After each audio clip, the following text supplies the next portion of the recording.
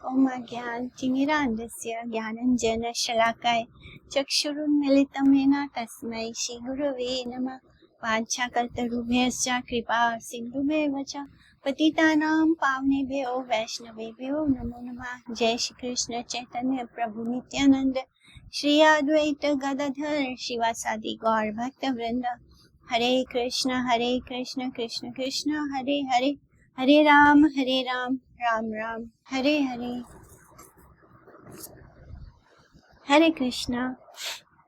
तो कल किस तरह महाप्रभु ने उस शाक्त का उद्धार किया। दिखने में ऐसे लग रहा है जैसे उन्होंने तो कुछ किया ही नहीं, लेकिन महाप्रभु के साथ का जो उनको शाक्त को जो कुछ देर तक महाप्रभु उसके साथ वार्तालाप करते हैं, उसकी बात सुनते हैं और फिर उसको बोलते हैं कि तुम आगे चलो, मैं तुम्हें ज्वाइन करता हूँ। यानी वो चाहता था कि वो महाप्रभु उसके मठ में आए और वो सब मिलकर शराब पिए हैं या जो भी वो कर रहे हैं, मांस भक्षण करते थे वो लोग।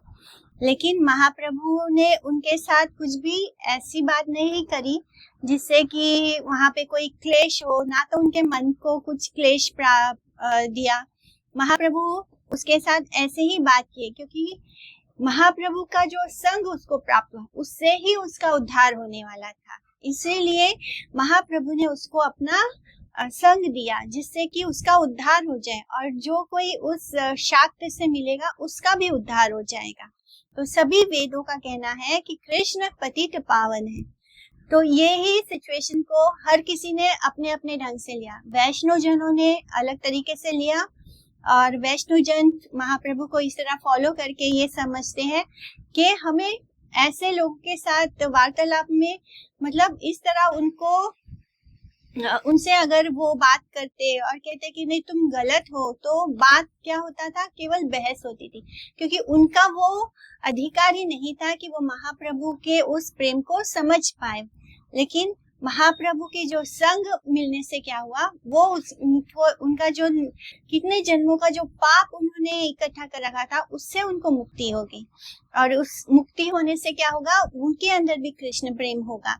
इस तरह जो सहजिया गण थे, जो प्राकृत सहजिया थे, उन्होंने क्या सोचा कि महाप्रभु ने उसके मांस भक्षण को और जो भी वो कर रहा था उसको सपोर्ट किया। तो आज भी जो प्राकृत सहजिया लोग हैं जो दीक्षा देते हैं, तो वो इस चीज को सपोर्ट करते हैं। तो जिसका जितना अधिकार होता है उतना वो ग्रहण करता है। किसी भगवान तो शिक्षा सभी को दे रहे हैं, लेकिन सबके अंदर वो पात्रता नहीं है कि जो भगवान बोल रहे हैं उसको उसी तरह से ग्रहण कर पाए।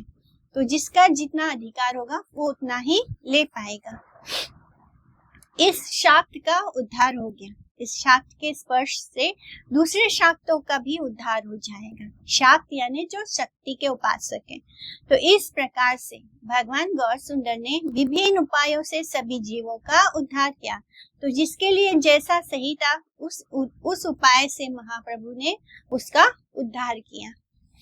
हे नमते शाक्ते सहिता रस करी आईला रेमुना ग्रामे गौरांग श्रीहरि। रेमुनाए देखी निजा मूर्ति गोपीनाथ विस्तारा करीला नृत्य भक्त वर्ग साथ। आपनारा प्रेमे प्रभु पासरी आपना रोदना करे न अति करिया करुणा। से करुणा सुनीते पाषाण काष्ठ द्रवे एवे न द्रविला धर्म ध्वजी गण सबे। इस प्रकार से शाक्त के साथ रहस्य करके गौरांग श्रीहरि रेमुना नाम के गांव में आ पहुंचे और रेमुना में अपनी मूर्ति गोपीनाथ के दर्शन करके प्रभु ने भक्त जनों के साथ खूब नृत्य किया। स्वयं के प्रेम में प्रभु स्वयं को भूलकर अति करुणा प्रकाशन पूर्वक क्रंदन करने लगे और उस प्रकार की करुणा को सुनकर पाषाण और काष्ठ यानी लकड़ी और पत्थर भी द्रवीभूत हो जाता है। केवल धर्म ध्वजी गण ही ऐसे हैं जो द्रवीभूत नहीं होते हैं। तो जो लोग मायावादी विचारधारा के हैं, जो जिनके हिस्से में बहुत अपराध होगा, केवल वही व्यक्ति इस चीज से महाप्रभु के इस रुदन को देखकर उसके हृदय में कोई इमोशंस नहीं आएंगे। रेमुना बालेश्वर से 5 मील पश्चिम दिशा की ओर रेमुना गांव है। यानी महाप्रभु जब आगे बढ़ते हैं जलेश्वर महादेव से, तो वो बालेश्वर पहुंचते हैं। वहां से 5 मील की दूरी पर है रेमुना गांव। वहां शीर चोरा गोपीनाथ विराजमान है। भक्त जनों को भजन की शिक्षा देने के लिए महाप्रभु ने गोपीनाथ के श्री विग्रह के सामने प्रचुर नृत्य किया, किंतु गोपीनाथ श्री गौसुंदर के ही अर्च विग्रह हैं, इसलिए निज मूर्ति यानी अपनी ही मूर्ति गोपीनाथ शब्द का उल्लेख किया है। तो श्रीला वृंदावन दास ठाकुर ने इसलिए इस तरह लिखा कि निज मूर्ति गोपीनाथ, यानी महाप्रभु अपनी ही मूर्ति गोपीनाथ के सम्मुख नृत्य करते हैं। श्री चैतन्य देव साक्षात ब्रजेंद्र नंदन गोपीनाथ है। गौड़िया नाथ एवं गोपीनाथ दोनों एक ही तत्व है, दोनों ही स्वयं रूप हैं। औदार्य एवं माधुर्य लीला की 2 मूर्तियां होने पर भी वे एक तात्पर्य परक हैं। श्री गौर मूर्ति को श्री गोपीनाथ मूर्ति का प्रकार भेद नहीं कहा जाएगा, यानी वो कोई प्रकार नहीं है, वो स्वयं ही गोपीनाथ भी वो स्वयं ही है। कतदीना महाप्रभु श्री गौर सुंदर, आई लेना याजापुरे ब्राह्मण नगर, यही आदिवारा हेरा अद्भुत प्रकाश, यही आदिवारा हेरा अद्भुत प्रकाश, यार दर्शने हया सर्व बंधनाश। तो कुछ ही दिनों में चलते चलते महाप्रभु कहाँ आगे, कुछ ही दिनों में महाप्रभु श्री गौरसुंदर ब्राह्मण नगर याजपुर में पधारे, जहाँ आदिवरा का अद्भुत प्रकाश विराजमान है। इन वरा भगवान के दर्शन से सभी बंधनों का नाश हो जाता है। याजपुर नामक ब्राह्मण नगर में आदिवरा के मंदिर में श्री गौरसुंदर का पाद पीठ प्रतिष्ठित है। बलियाती ग्राम के जमींदार श्री युक्त मोहिनी मोहन राय चौधरी महाशय की मातृ देवी के सौजन्य से ये पाद पीठ स्थापित हुआ है। महातीर्थ बहे यथा नदी वैतरणी, यार दर्शने पाप पलाए आपनी, जंतु मात्र ये नदीरा हई लेई पार, देवगणे देखे चतुर्भुजेरा आकार। जहाँ वैतरणी नाम की नदी बहती है,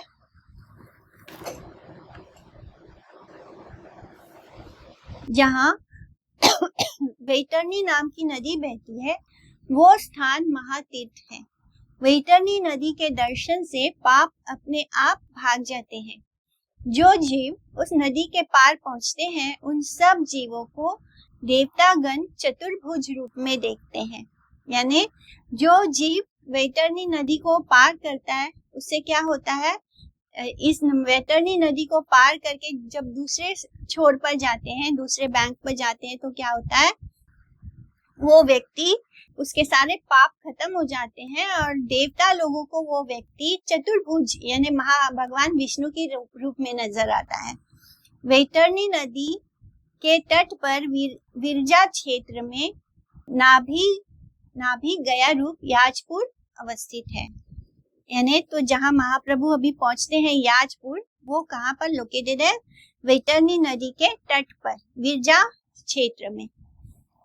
नाभि गया विरजा देवी यथा स्थान, यथा हैते क्षेत्र 10 योजना प्रमाण, याजपुरे यते का अच्छाए देवस्थान, लक्ष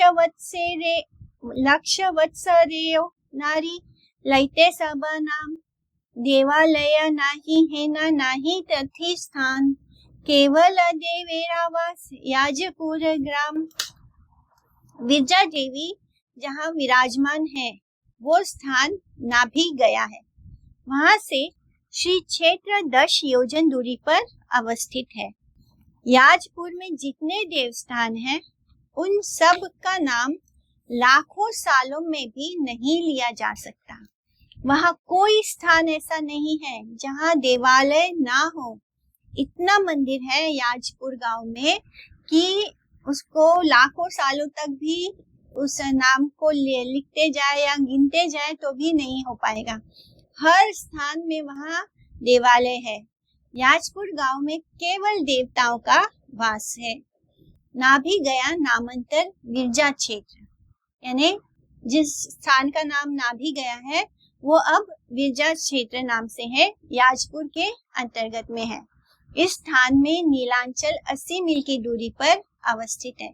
तो यहाँ इस स्थान से, याजपुर से नीलांचल भगवान जगन्नाथपुरी का स्थान 80 मील की दूरी पर है।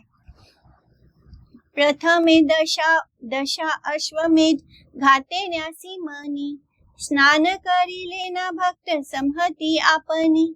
भक्तों के साथ सन्यासी श्रेष्ठ गौर सुंदर ने पहले दशा अश्वमेध घाट पर स्नान किया। आदिवरा तबे प्रभु गेला आदिवरा हा संभाषे, विस्तर करीला नृत्य गीत प्रेम रसे। बड़ा सुखी हैला प्रभु देखी याजपुर, पुनः पुनः बाड़े आनंद आवेश प्रचुर। फिर प्रभु संभाषण हेतु आदिवरा को गए। पहले महाप्रभु ने क्या किया, वहां पर जो दशाश्वमेध घाट है, यानी 10 अश्वमेध घाट है, वहां पर प्रभु ने पहले स्नान किया। फिर स्नान करने के बाद वो वरा के दर्शन के लिए गए।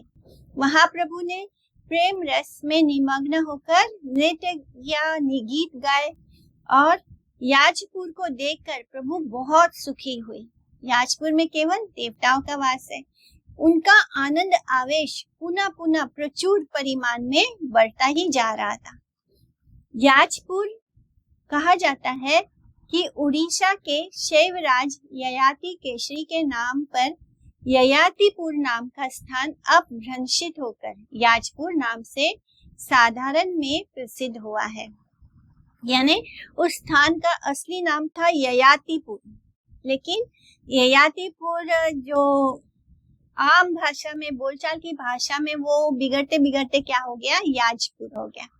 दूसरा मत ये भी है कि यज्ञ अनुष्ठान या याजन शब्द से याजपुर शब्द अद्भुत हुआ है। और दूसरा ये भी बात प्रचलित है कि यज्ञ अनुष्ठान होता था उस स्थान पर, इसलिए यज्ञ को याजन, तो जो साधारण जो पढ़े लिखे लोग नहीं होते हैं वो यज्ञ नहीं बोलेंगे, वो याज बोलेंगे उसको। तो याजन शब्द से क्या हो गया, याजपुर शब्द का उद्भूत हुआ है। 1511 में ख्रिस्ताब यानी इंग्लिश कैलेंडर के हिसाब से श्रीमन महाप्रभु ने भ्रमण करते करते इस याजपुर ग्राम में शुभ पदार्पण किया था, यानी पहली बार वहां पर उन्होंने आगमन किया था। याजपुर में वराह देव का श्री मंदिर विराजित है। श्रीमन महाप्रभु ने श्री वराह देव के सामने प्रणाम किया, नृत्य किया, गीत गाए और आदि लीलाएं प्रदर्शित की थी। श्री चैतन्य चरितामृत की भाषा में इस प्रकार का वर्णन है कि चलिते चलिते आइला याजपुर ग्राम, वराह ठाकुर देखी करीला प्रणाम। नृत्य गीत कैले प्रेमे बहुत स्तवन, याजपुरे से रात्रि करीला यापना। तो चैतन्य चरित्र में आता है कि महाप्रभु चलते चलते याजपुर गांव में पहुंचते हैं। फिर वहां पर वो वराह जी के, भगवान वराह के दर्शन करते हैं। उनके दर्शन करके उनके अंदर प्रेम विकार उत्पन्न होते हैं, खूब नृत्य करते हैं, गीत यानी कीर्तन गाते हैं और बहुत सारे स्तव गाते हैं वराह के लिए, भगवान वराह के लिए। और फिर याजपुर से वो रात्रि में निकल जाते हैं। महाप्रभु ने इस याजपुर में एक बार और पदार्पण किया था, इस बात का आभास चैतन्य चरितामृत में मिलता है। जिस समय श्रीमन महाप्रभु के साथ श्रीला गदाधर पंडित गोस्वामी प्रभु का क्षेत्र संन्यास परित्याग करने के संबंध में प्रणय कला उपस्थित हुआ था, उस समय शीला राय रामानंद एवं महापात्र मंगराज और हरिचंदन के साथ श्री गौर सुंदर याजपुर में आए थे। आगे भी, यानी अभी तो वो पहली बार याजपुर में आए हैं, लेकिन आगे भी वो लीला होती है जिसमें गदाधर पंडित जो है वो क्षेत्र संन्यास लेते हैं पुरी में, और वो क्षेत्र संन्यास का मतलब होता है कि वो आजीवन उसी क्षेत्र में रहेंगे, उसकी सीमा को लांघकर कहीं भी नहीं जाएंगे। जैसे अगर कोई वृंदावन में क्षेत्र संन्यास लेगा तो वो 84 कोस परिक्रमा जितनी होती है बस उस 84 कोस में ही वास करेगा, उसको छोड़कर, उस स्थान को छोड़कर और कहीं नहीं जाएगा। तो ये होता है क्षेत्र संन्यास। इसी तरह गदाधर पंडित ने भी क्षेत्र संन्यास लिया था, लेकिन महाप्रभु के साथ उनका प्रेम कला होता है और फिर वो क्षेत्र संन्यास छोड़कर महाप्रभु को फॉलो करना चाहते हैं, क्योंकि महाप्रभु वहां से निकलते हैं, पूरी छोड़कर जाने वाले होते हैं, इसलिए। तो उस समय शीला राय रामानंद एवं महापात्र मंगराज और हरिचंदन के साथ श्री गौर सुंदर ने याजपुर आए थे। महाप्रभु ने दोनों महापात्रों को याजपुर से विदा दी थी। श्री चैतन्य चरितमृत मध्य लीला में आता है ये। श्री वारा देव की दो शैली श्री मूर्तियां परस्पर संलग्न हैं। बड़े श्री विग्रह की बाईं ओर शैला श्री लक्ष्मी मूर्ति एवं उनके बाईं ओर श्री जगन्नाथ देव की श्री मूर्ति विराजमान है। उनके सम्मुख उन सब के विजय विग्रह विराजमान है। ये धातुमयी लक्ष्मी वारा मूर्तियां अपेक्षाकृत छोटी हैं। तो विजय विग्रह होता है जिसको पालकी में बिठाकर हम बाहर यात्रा के लिए लेके जाते हैं, तो वो एक उत्सव विग्रह या विजय विग्रह कहा जाता है उसको।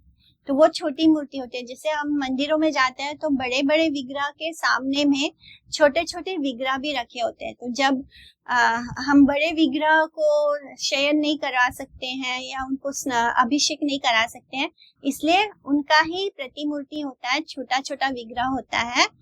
तो उस विग्रह को ही हम स्नान करवाते हैं, उनको ही भोग लगाते हैं और उनको ही फिर रात को शयन करवाते हैं। तो ऐसे ही विजय विग्रह विराजमान है। ये धातु के बने हुए हैं। तो धातुमयी लक्ष्मी वारा मूर्तियां अपेक्षाकृत छोटी है। याजपुर रोड स्टेशन से वारादेव का मंदिर लगभग 17 मील की दूरी पर है। 3 बार कार बदलकर एवं बीच में 2 नदियां पार करके यहाँ पहुंचना होता है और दोनों नदियों के दोनों तटों पर अनुगामी मोटर बसें तैयार रहती हैं। मोटर बस में पहले 9 मील का मार्ग तय करके यमुना खाई नदी पार करनी होती है।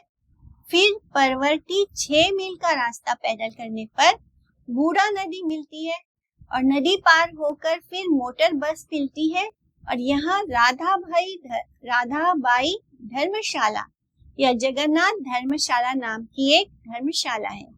ये प्राचीन जगन्नाथ मंदिर के निकट स्थित है। पिछले 25 दिसंबर 1930 में इसी स्थान पर श्री चैतन्य पाद पीठ स्थापित हुआ है और विस्तृत विवरण गौड़िया के 10वें वर्ष के दूसरे संख्या वाले अंक में द्रष्टव्य है।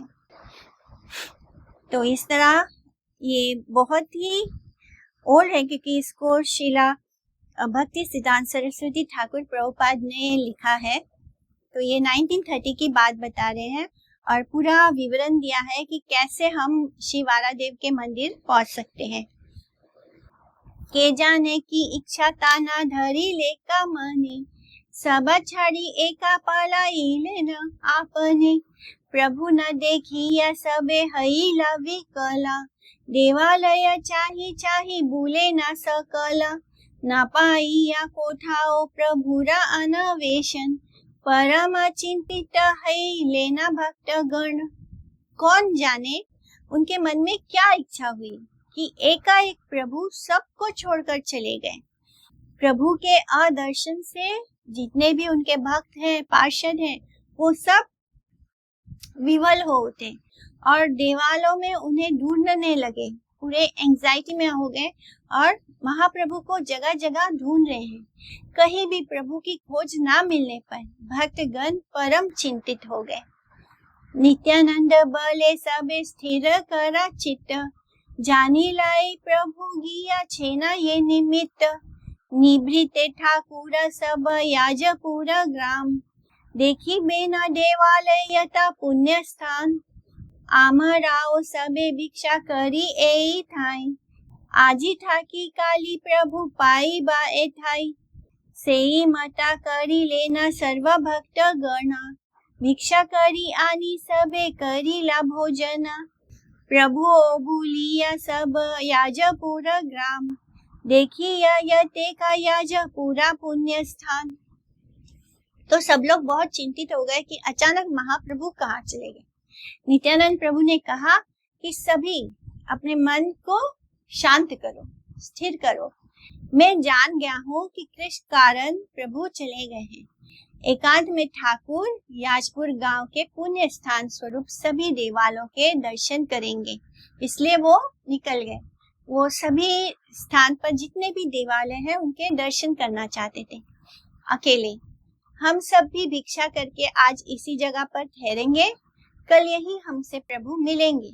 और सभी भक्तगणों ने ऐसा ही किया। भिक्षा करके सभी ने भोजन किया और प्रभु ने भी सारे याजपुर गांव का भ्रमण किया और याजपुर के सभी पुण्य स्थानों के दर्शन किए। सर्व भक्त गणा यथा आछे न भसिया, आरदीने से स्थाने मिलीला आसिया, आथे व्यथे भक्त गणा हरि हरि बली, उठी लेना सबे हैया कुतूहली, सब सह प्रभु याज पूरा धन्य करी, चाली लेना हरि बलि गौरांग श्री हरि। उसके बाद अगले दिन प्रभु सबको उसी जगह आके मिले जैसे कि नित्यानंद प्रभु ने बताया था, जहाँ सभी भक्तजन बैठे हुए थे। संभ्रम सहित भक्तगण हरि हरि कहकर कुतूहल के साथ उठ खड़े हुए। सभी के साथ मिलकर प्रभु ने याजपुर को धन्य किया, फिर हरि कहकर गौरांग श्री हरि चल दिए। अब याजपुर से आगे बढ़ते हैं। हेना मठे महानंदे श्री गौरा सुंदर, आई लेना कटा दीने कटक नगर। इस प्रकार से महान आनंद सहित श्री गौर सुंदर कुछ ही दिनों में कटक नगर आ पहुंचे। कटक आ जाते हैं। महानदी में स्नान हुआ। भाग्यवती महानदी जले करी स्नान, आई लेना प्रभु साक्षी गोपालेरा स्थान। भाग्यवती महानदी के जल में स्नान करके प्रभु साक्षी गोपाल के मंदिर में पधारे। कटक पहुंचकर कटक नगर काटजुड़ी एवं महानदी के बीच में स्थित उड़ीसा का प्रधान नगर और राजकीय प्रधान सदर है। यहाँ श्री चैतन्य मठ का अन्यतम शाखा मठ श्री सच्चिदानंद मठ प्रतिष्ठित है। यहाँ श्री गौर सुंदर एवं श्री विनोद रमन जीव की नित्य सेवा है एवं उड़िया भाषा में विविध ग्रंथावलियों द्वारा भक्ति का प्रचार एवं परमार्थिक पत्र पत्रिकाओं आदि का प्रकाशन हो रहा है। कटक नगर में साक्षी गोपाल के मंदिर में देखी साक्षी गोपालेरा लावण्य मोहना, आनंदे करे ना प्रभु हुंकार गर्जना, प्रभु बलि नमस्कार करे न स्तवना, अद्भुत करे न प्रेम आनंद करंदना, यारा मंत्रे सकला मूर्ति ते बैशे प्राण, सेई प्रभु श्री कृष्ण चैतन्य चंद्र नाम। साक्षी गोपाल के मुग्धकारी लावण्य को देखकर महाप्रभु आनंद में हुंकार और गर्जन करने लगे। प्रभु कहकर महाप्रभु ने पहले नमस्कार किया, फिर स्तवन किया, उनकी स्तुति की, फिर अद्भुत प्रेम आनंद से क्रंदन करने लगे और जिनके मंत्र से सभी मूर्तियों में प्राणों का अधिष्ठान, यानी सभी मूर्तियों में प्राण प्रतिष्ठा कर दी उन्होंने और उन्हीं प्रभु का नाम श्री कृष्ण चैतन्य चंद्र है।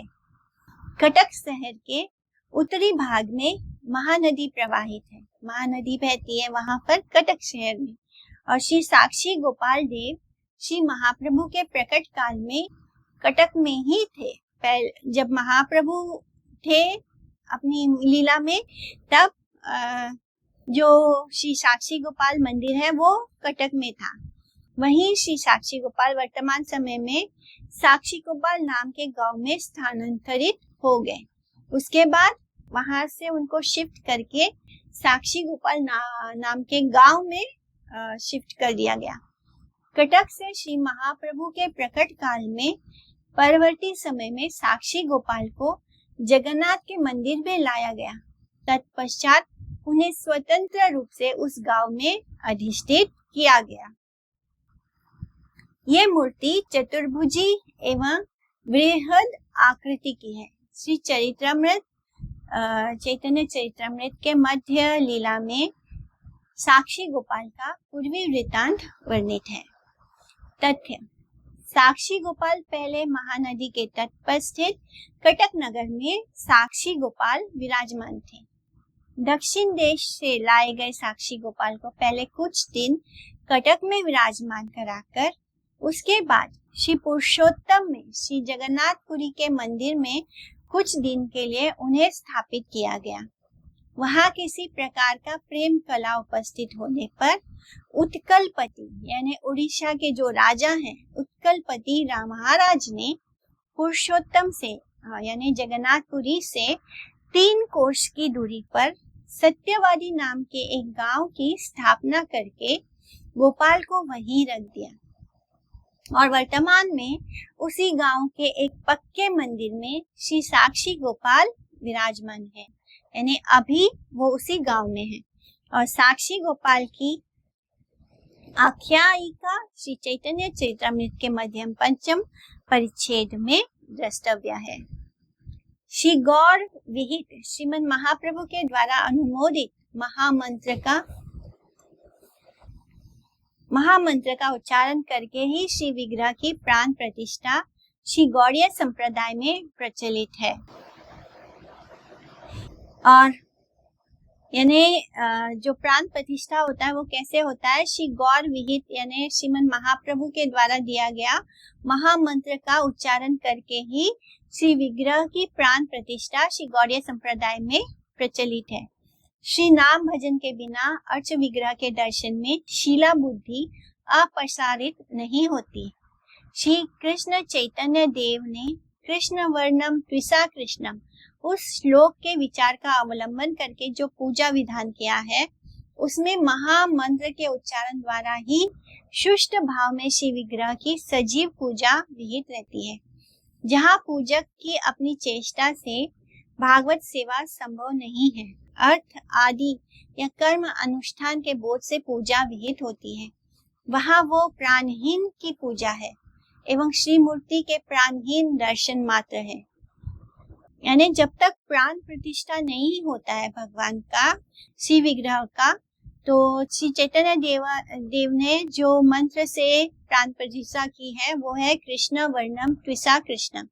तो इस तरह जब तक हम श्री विग्रह का प्राण प्रतिष्ठा नहीं होता है, तब तक क्या होता है, वो प्राणहीन होता है, यानी उसके दर्शन का भी कोई लाभ नहीं होता। याजक के रूप में अथवा पूजक के रूप में श्री गौर सुंदर के द्वारा कीर्तित हरे कृष्णा महामंत्र ही साप्राण पूजा है। यानी जब हम विग्रह के सामने हरे कृष्ण महामंत्र के द्वारा उसके अंदर उसको प्राण प्रतिष्ठा होती है, सप्राण पूजा है।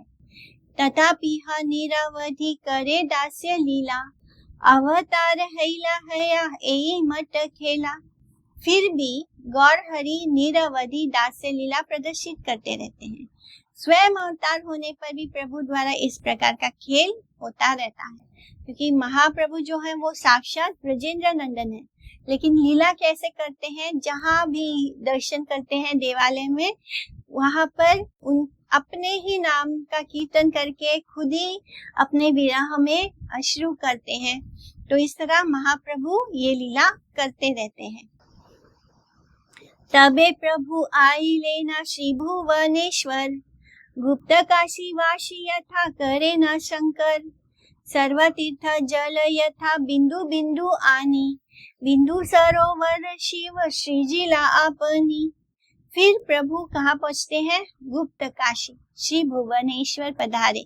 कटक, कटक में साक्षी गोपाल के दर्शन करते हैं और उसके पश्चात वो गुप्त काशी, भुवनेश्वर को गुप्त काशी कहा जाता है, वहां पर वो पधारते हैं जहां पर शंकर जी निवास करते हैं।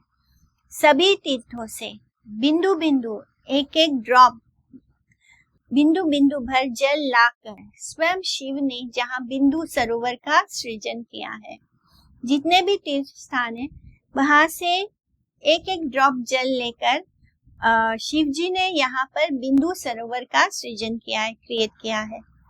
श्री भुवनेश्वर स्वर्णाद्रिम महोदय एकाम्र पुराण, स्कंद पुराण इत्यादि संस्कृत पौराणिक ग्रंथों में श्री भुवनेश्वर तीर्थ का बहुविधा विवरण मिलता है। यानी हमारे सभी ग्रंथों में जो है वो वहां पर श्री भुवनेश्वर तीर्थ के बारे में लिखा गया है।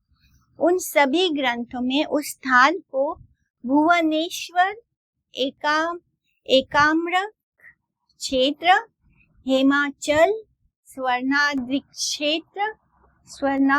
क्षेत्र इत्यादि नामों से अभिहित किया गया है। यानी ये सब नाम भुवनेश्वर के ही हैं। एकाम्र क्षेत्र, हिमाचल, स्वर्णाद्रि क्षेत्र, तो ये जो 3 नाम है ये सब भुवनेश्वर के ही नाम है। ऋषिगण द्वारा अनुरोध किए जाने पर भगवान व्यास देव जी ने समग्र जगत में दुर्लभ एकाम्र क्षेत्र का विवरण प्रस्तुत किया है। अति प्राचीन काल से इस स्थान पर एक विस्तृत शाखा समन्वित आम्र वृक्ष विराजित है। यानी बहुत ही प्राचीन काल से वहां पर एक आम का पेड़ है, उसी का नाम है एकाम्र क्षेत्र, यानी एक आम के पेड़ वाला क्षेत्र, इसलिए इस स्थान का नाम एकाम्र क्षेत्र पड़ा है। इसी स्थान पर कोटि लिंग मूर्तियां एवं अष्ट तीर्थ विराजमान हैं। ये स्थान वाराणसी की अपेक्षा भी श्रेष्ठ माना जाता है, वाराणसी से भी इसको श्रेष्ठ माना गया है। एवं वैष्णव राज शंभु को अत्यधिक प्रिय है। शिव जी को यह स्थान बहुत प्रिय है, वाराणसी से भी ज्यादा। उत्कल प्रदेश में, उड़ीसा में दक्षिण समुद्र के तट पर गंधवती नाम की एक पूर्व वाहिनी नदी है। वो नदी साक्षात जाह्नवी स्वरूपा है, यानी गंगा जी है, और उस परम पवित्र नदी की तट पर ही ये ब्रह्म क्षेत्र, एकाम्र क्षेत्र, यानी एक आम के पेड़ वृक्ष वाला क्षेत्र तीर्थ विद्यमान है। ये स्थान कैलाश की अपेक्षा भी अधिक रमणीय है, बहुत सुंदर है। ये स्थान त्रियोजन विस्तृत है। इसमें 1 योजन स्थान देवगणों के द्वारा पूजित है एवं 1 कोस परिमाण में आम्र छाया परिव्याप्त है। आम का जो पेड़ है उसकी छाया 1 कोस परिमाण में व्याप्त है। धर्मात्मा व्यक्तिगण प्राचीन काल में इस स्थान में स्नान करते थे, जप करते थे, होम करते थे, तर्पण करते थे, अभिषेक, पूजा, स्तव, निर्माल्य सेवन यानी भगवान के लिए जो हार बनता है, पुराण श्रवण, भागवत भक्तों का चरण आश्रय एवं 9 विधा भक्ति याजन करते चले आ रहे हैं प्राचीन काल से। स्वर्णाद्रि महोदय कहते हैं श्री भगवान पुरुषोत्तम ही इस क्षेत्र के पालक हैं। सनातन पर ब्रह्म लिंग रूप में श्री भुवनेश्वर नाम से प्रसिद्ध होकर इसी स्थान पर नित्य विराजमान है। लिंग्यते ज्ञायते यस्मात्, इस व्युत्पत्ति क्रम से परब्रह्म ही लिंग रूप में उत्कल प्रदेश के सर्वतीर्थ में स्वर्णकूट गिरी पर देवगणों द्वारा घिरे हुए होकर वास कर रहे हैं। स्वयं नारायण हाथों में चक्र और गदा धारण करके इस क्षेत्र का पालन करते हैं। अतएव वे ही क्षेत्रपाल हैं। स्वर्णाद्रि महोदय और भी कहते हैं कि इस क्षेत्र में भगवान श्री अनंत वासुदेव हाथों में चक्र और गदा धारण करके क्षेत्र की रक्षा करते हैं। श्री अनंत वासुदेव के दर्शनों से पहले और पुण्य कर्म समूह निष्फल हो जाते हैं। यानी सबसे पहले श्री अनंत वासुदेव के दर्शन करने चाहिए। अगर नहीं होगा तो क्या होगा, जितने भी पुण्य कर्म हैं वो सब निष्फल हो जाएंगे। जिनमें श्री अनंत वासुदेव भगवान के प्रति विशुद्ध भक्ति विराजमान है, वे ही वासुदेव प्रिय श्री भुवनेश्वर की कृपा प्राप्त कर सकते हैं। तो श्री भुवनेश्वर की कृपा उसे ही मिलेगी जो श्री अनंत वासुदेव यानी श्री बलराम जी को के प्रति भक्ति है जिनके हृदय में। भुवनेश्वरी भागवती ने शंभु के श्रीमुख से वाराणसी से भी श्रेष्ठ उस एकाम्र तीर्थ की कथा श्रवण करके उस स्थान के दर्शन करने की अभिलाषा प्रकाशित की। तब शंभु ने भुवनेश्वरी से कहा कि पहले तुम उस स्थान पर पहुंचो, यानी माँ दुर्गा से कहा कि पहले तुम उस स्थान पर पहुंचो, उसके बाद पश्चात मैं वहीं तुमसे मिलूंगा। पति से यानी शिव जी से अनुमति मिलने पर सिंहवाहिनी दुर्गा जी बिना विलंब किए स्वर्णाद्रि आ पहुंचती हैं। वहां आकर भुवनेश्वरी ने देखा कि वो स्थान सचमुच में कैलाश से भी अधिक मनोरम है। कैलाश जो है वो बिल्कुल वृंदावन की तरह, गोलोक वृंदावन की तरह बहुत सुंदर है, और जो भुवनेश्वरी है वो कैलाश से भी अधिक सुंदर है। और ये भी देखा कि वहाँ सीतासित वर्ण प्रभु यानी सफेद और काले वर्ण के महालिंग विराजमान है। भुवनेश्वरी महान उपचार सहित पूजन सामग्री